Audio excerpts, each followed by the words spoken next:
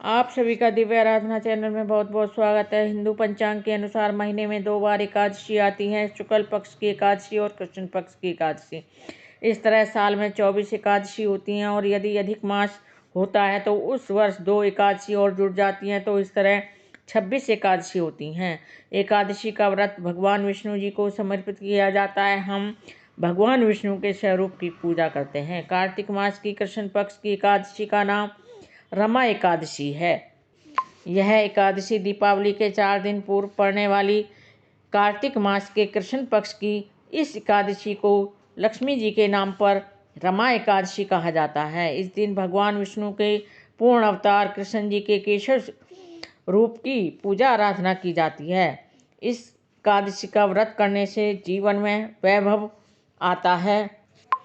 माँ लक्ष्मी जी अपने भक्तों की पर विशेष कृपा करती हैं। वे भक्तों का कल्याण करती हैं, उनके सभी दुख दर्द दूर करती हैं और उनकी मनोकामनाएं भी पूरी करते हैं और अंत में भक्त को मोक्ष की प्राप्ति भी होती है।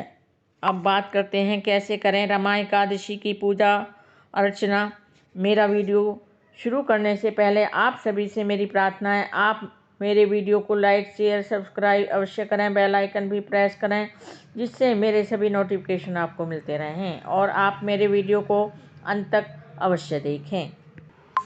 सुबह उठकर अपने सभी नित्य कर्म करने के बाद स्नान आदि करके स्वच्छ वस्त्र धारण करें और भगवान विष्णु जी से प्रार्थना करें, संकल्प करें, हे विष्णु जी, आज हमने आपका एकादशी का व्रत किया है। फिर जल का लोटा भरकर पूजा सामग्री एकत्रित करें, जैसे फल फूल मिष्ठान धूप दीप अक्षत वगैरह, जो भी भगवान को समर्पित करने वाले हो। फिर लाल रंग का या कोई भी कपड़ा जो आप लकड़ी की चौकी पर बिछाएं। अगर कपड़ा नहीं है तो आप कागज़ ही बिछा सकते हैं और उस पर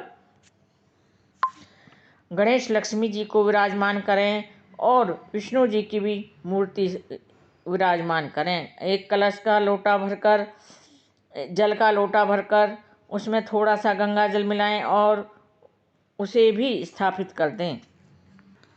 सबसे पहले गणेश जी को पंचामृत से स्नान कराएं, जिसमें दूध दही गंगा जल मीठा शहद और घी मिला हो। फिर उन्हें जल से भी स्नान कराएं। इसके बाद उन्हें चंदन रोली से टीका लगाएं, पुष्प चढ़ाएं और फल फूल मिष्ठान भी चढ़ाएं। वस्त्र जनेऊ या कलावे के रूप में अर्पित करें। रोली चंदन से टीका करें, धूप दीप जलाएं। फिर गणेश जी का ध्यान करें और उन्हें दुर्वा घास भी अर्पित करें। इसके बाद आप भगवान विष्णु जी की पूजा अर्चना और माँ लक्ष्मी जी की भी पूजा अर्चना इसी विधि विधान के अनुसार करें।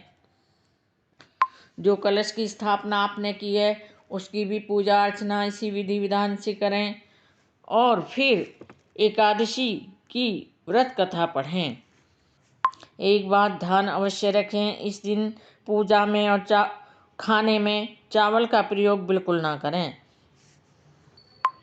आप एकादशी व्रत की कथा पढ़ें और ओम नमो भगवते वासुदेवाय का मंत्र की जाप करें और ओम जय जगदीश की आरती करें। जैसा आपके पास समय है आप उसी तरह उनके नाम का गुणगान कर सकते हो। इसके बाद आप जलपान ग्रहण कर सकते हो।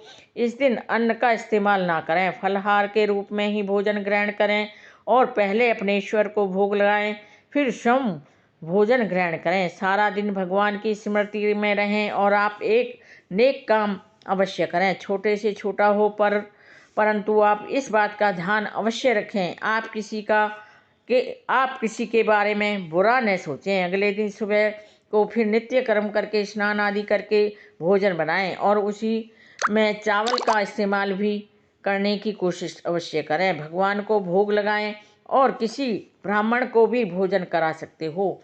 यदि मंदिर में भोजन के रूप में या सूखा भोजन जो आपकी श्रद्धा है उसका भी दान कर सकते हो। गाय को भी आप भोजन खिला सकते हो। एकादशी का व्रत बहुत ही श्रेष्ठ और उत्तम माना जाता है। यह मोक्ष प्रदान करने वाला व्रत होता है, ऐसा हमारे शास्त्रों में कहा गया है। अब बात करते हैं कार्तिक महीने की कृष्ण पक्ष की रमा एकादशी का व्रत किस दिन होगा?